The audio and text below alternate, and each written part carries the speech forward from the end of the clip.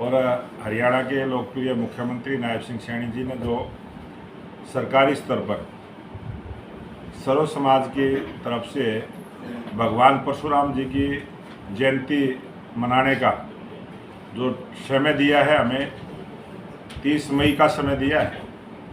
और 30 मई में जो गुड़ संस्था की ज़मीन 15.3 एकड़ ज़मीन जो प्राहवर गांव में है, वहाँ पर ये आयोजन रहेगा।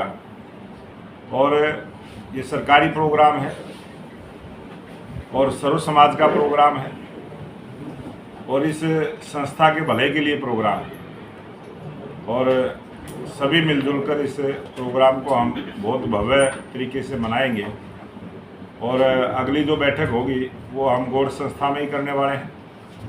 उसमें एक बड़ी टीम 21 लोगों की कमेटी बना के और हमारे मुख्यमंत्री जी डिक्लेयर कर देंगे कि इस प्रोग्राम के संयोजक जैसे वो सरकार के किसी न किसी एक मंत्री को लगाते हैं, जैसे भी वो घोषणा करेंगे उसी प्रकार से इसका आयोजन रहेगा। और मुख्यमंत्री जी की अध्यक्षता में ये प्रोग्राम रहेगा। तो ये सरकारी प्रोग्राम है, वो हमारे मुख्य अतिथि के रूप में यहाँ रहेंगे और सर्व समाज की तरफ से एक भव्य आयोजन भगवान परशुराम की जयंती का अवसर जो 30 मई को मुख्यमंत्री जी ने दिया है, उसके लिए मैं मुख्यमंत्री जी का बहुत बहुत धन्यवाद आभार प्रकट करता हूँ।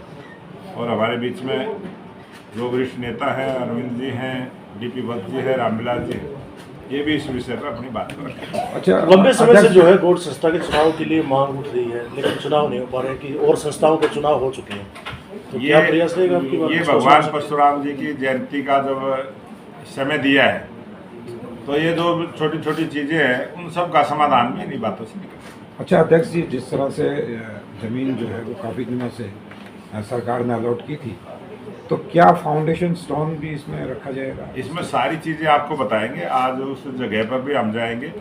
आज हम बैठे हैं और सब चीज़ों की जब सभी समाज के लोग बैठ जाएंगे, सबकी सहमति बन जाएगी, उसके बाद वो सारी चीज़ें आपके डिस्क्लोज करेंगे, हम आपको पूरा विस्तार से बताएंगे।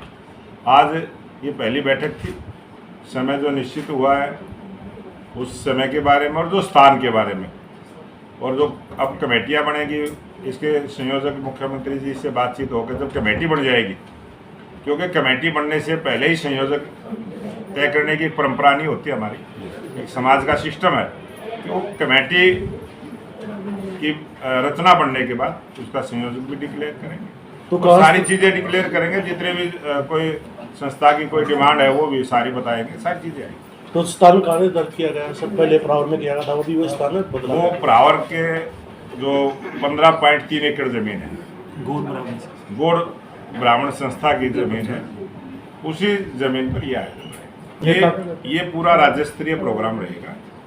और इसमें दूसरी स्टेट के भी जो बड़े नेता हैं वो भी आने की संभावना है। तो मैं धन्यवाद करना चाहता हूँ माननीय मुख्यमंत्री जी का, साथ में मनोहर लाल जी का, जिन्होंने लगभग 15.5 एकड़ के करीब गौड़ ब्राह्मण विद्या प्रचारणी को जो जगह दी, माननीय मुख्यमंत्री नायब सिंह सैनी जी ने इस बात को और आगे बढ़ाया। सबसे बड़ी बात यह है कि ये प्रोग्राम 30 तारीख को रोहतक में जो गौड़ ब्राह्मण विद्या प्रचारणी की जो ज़मीन सरकार ने, हरियाणा सरकार ने जो अलॉट की है, उस ज़मीन पर यह प्रोग्राम होगा। इसमें माननीय मुख्यमंत्री जी इस प्रोग्राम की अध्यक्षता, इनके मुख्य अतिथि होंगे।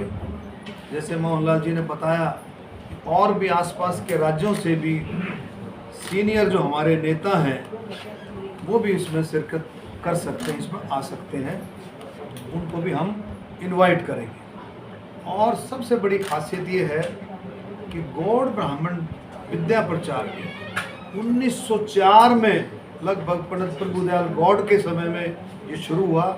और एक से एक हमारे महापुरुषों, स्वतंत्रता सेनानी रहे ऐसे महापुरुषों ने इसमें योगदान किया। इसमें पंडित भगवत दयाल जी, पंडित श्री राम शर्मा जी, पंडित चिरंजी लाल जी, बहुत सारे, और हमारे चतुर्भुज शर्मा जी, हमारे जो है और भी हमारे बहुत सारे साथियों ने इसमें जो है शिक्षा भी योगदान दिया और शिक्षा भी ग्रेड और इसमें आप देखेंगे गौड़ ब्राह्मण विद्या प्रचारिणी में जो अलग अलग शिक्षण संस्थाएं हैं, अलग अलग जो है इंस्टीट्यूट्स हैं, इसमें स्कूल भी है, कॉलेज भी है, बीएड भी है और पोस्ट ग्रेजुएशन भी है, आयुर्वेद कॉलेज भी है और इसी को भी संस्कृत कॉलेज भी है। इसमें सारा इसमें बहुत बड़ा इसमें 36 बिरादरी के स्टूडेंट्स इसमें पढ़ते हैं और इसी की इसको देखते हुए इस लगभग 5 एकड़ में 5.5 में जो है 15 एकड़ इसमें 15.5 में जो भी सरकार चर्चा करके हमारे सभी सीनियर साथी बैठे सबसे चर्चा करके इसमें क्या अच्छा हो सकता है, क्या हम ऐसा कर सकते हैं जो आगे तक पीढ़ी दर पीढ़ी वो लोगों के लिए ज़्यादा से ज़्यादा उसमें फ़ायदा मिले, ऐसा कुछ काम जो उसमें सरकार इसमें सोचेगी।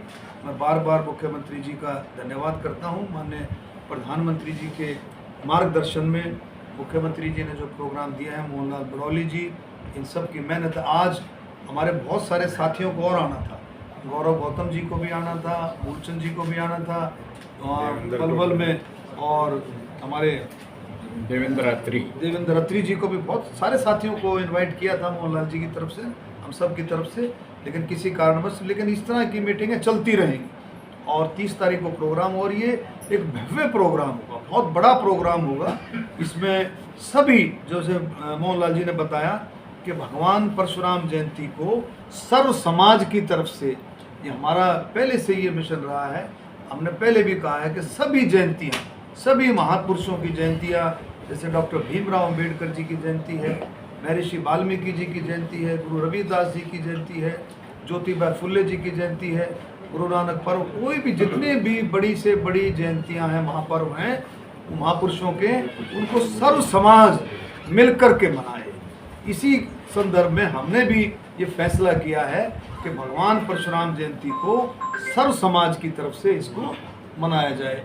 और जिस तरह का माहौल, जिस तरह का देश में माहौल बना हुआ है, आज आप देख रहे हैं जिस तरह से हम ऑपरेशन सिंदूर, माननीय प्रधानमंत्री मोदी जी के मार्गदर्शन में ऑपरेशन सिंदूर, और हमारे सैनिकों ने, थल सेना, वायु सेना, नौसेना, सभी सैनिकों का आज हम तिरंगा यात्रा निकाल रहे हैं। जगह जगह पर लोग बाग घरों से बाहर निकल करके आ रहे हैं, देश के लिए, सैनिकों के सम्मान के लिए लोग बाग बाहर निकल रहे हैं। तो मैं कहता हूँ ये जो भगवान परशुराम जयंती का जो समारोह है, एक भव्य समारोह, ये भी देश के लिए समर्पित होगा। इसमें जो है ऐसा मेरी सोच है। अच्छा डॉक्टर साहब, राज्य स्तरीय प्रोग्राम है और जिस तरह से गौड़ ब्राह्मण विद्या प्रचारिणी की ज़मीन पर है, तो क्या विपक्ष के जो नेता हैं उनको ही बुलाया जाएगा?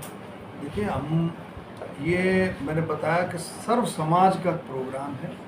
इसमें जो आना चाहे उसका सम्मान है, उसका भव्य हम उसका स्वागत करेंगे, सम्मान करेंगे और सबको मिलकर के इसमें हम आगे बढ़ेंगे।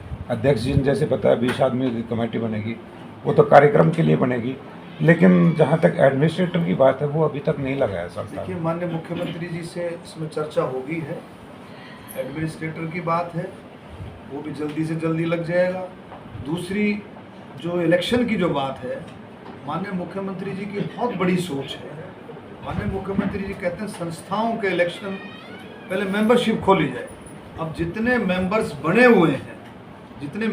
हुए हैं वो जो कुछ पे कुछ हो सकता है, कुछ थोड़ी बहुत रोकथाम, उनको भी शामिल करके, बल्कि और मेंबर्स के लिए भी महीना 2 महीना खोला जाए, ज़्यादा से ज़्यादा मेंबर बने हरियाणा के अंदर, और तब इसका चुनाव हो। ऐसी सोच माननीय मुख्यमंत्री जी की है और जल्दी ही मेरी बातचीत होगी है, बहुत जल्दी इसमें एडमिनिस्ट्रेटर का इंतजाम हो जाएगा। मोहनलाल बड़ौली जी, हम जा करके फिर से बातचीत चर्चा करेंगे, इसमें जल्दी इंतजाम होगा। Thank you. Thank you.